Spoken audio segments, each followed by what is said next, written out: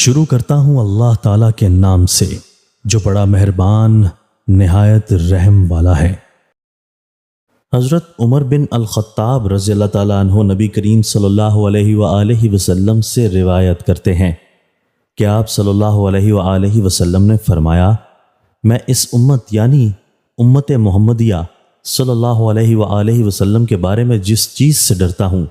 وہ ہر منافق یعنی ریاکار یا فاسق کا شر ہے، جو باتیں تو علم و حکم اور معزت و نصیحت کی کرتا ہے لیکن کام ظلم و زیادتی اور ناراستی کے کرتا ہے۔ تشریح: یہ ان لوگوں کی خصلت بتائی گئی ہے جو لوگوں کو دکھانے کے لیے باتیں تو بڑی اچھی اچھی کرتے ہیں مگر خود ان باتوں پر عمل کرتے نہیں، اور اسی چیز کو نفاق کہا جاتا ہے۔ چنانچہ حضور صلی اللہ علیہ وآلہ وسلم نے فرمایا کہ میں اپنی امت کے حق میں ایسے ہی لوگوں کے وجود اور اس کی بری خصلت سے ڈرتا ہوں کہ مبادا اس قسم کے لوگ میری امت میں پیدا ہو جائیں گے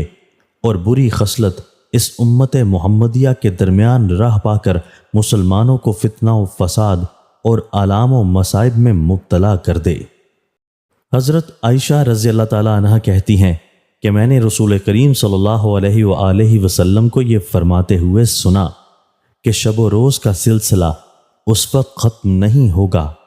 یعنی یہ دنیا اس وقت تک فنا کے گھاٹ نہیں اترے گی اور قیامت نہیں آئے گی جب تک لات و عزا کی پوجا نہ کی جانے لگے گی۔ حضرت عائشہ صدیقہ رضی اللہ تعالیٰ عنہ کہتی ہیں کہ جب میں نے آپ صلی اللہ علیہ وآلہ وسلم کا یہ ارشاد گرامی سنا تو عرض کیا کہ یا رسول اللہ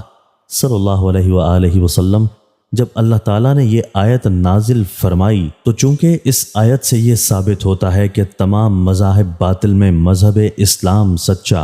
اور غالب ہے، اور کم سے کم عرب میں بت پرستی کا رواج ہمیشہ کے لیے مٹ جائے گا، اس لیے یقین کی حد تک میرا خیال تھا کہ بت پرستی کا خاتمہ ہونے والا ہے اور یہ کہ آئندہ کبھی بت پرستی نہیں ہوگی، لیکن اب آپ صلی اللہ علیہ وآلہ وسلم یہ خبر دے رہے ہیں۔ آپ صلی اللہ علیہ وآلہ وسلم نے فرمایا، در حقیقت ایسا ہی ہوگا، یعنی اسلام کی روشنی غالب رہے گی اور کفر و شرک کا چراغ گل رہے گا، مگر اس وقت تک کے لیے جب تک کہ اللہ تعالیٰ چاہے گا۔ چنانچہ خود اللہ تعالیٰ نے اس بات کو یوں واضح فرمایا ہے کہ پھر اللہ تعالیٰ ایک خوشبودار ہوا بھیجے گا جس کے ذریعہ ہر وہ شخص مر جائے گا جس کے دل میں رائی برابر بھی ایمان ہوگا، اور دنیا میں صرف وہی شخص باقی بچے گا جس میں کوئی نیکی نہیں ہوگی،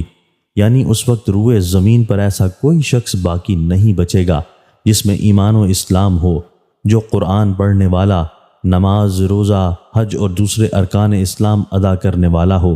اور علم دین کا حامل ہو۔ پس تمام لوگ اپنے آباء و اجداد کے دین یعنی کفر و شرک کی طرف لوٹ جائیں گے۔ تشریح: حاصل یہ کہ حکمت الہی کے تحت اخیر زمانہ میں ایمان و اسلام بالکل اٹھا لیا جائے گا اور تمام روئے زمین پر صرف کفر و شرک، بت پرستی اور بدکاری کا چلن رہ جائے گا، تاکہ قیامت جو قہر و جلال الہی کے ظہور کا موقع و محل ہوگی صرف بدکاروں پر قائم ہو، نہ کہ نیکوکاروں پر۔ دوستو، اللہ تعالی ہمیں ان احادیث مبارکہ پر عمل کرنے اور اپنی زندگیوں کو سنوارنے کی توفیق عطا فرمائے۔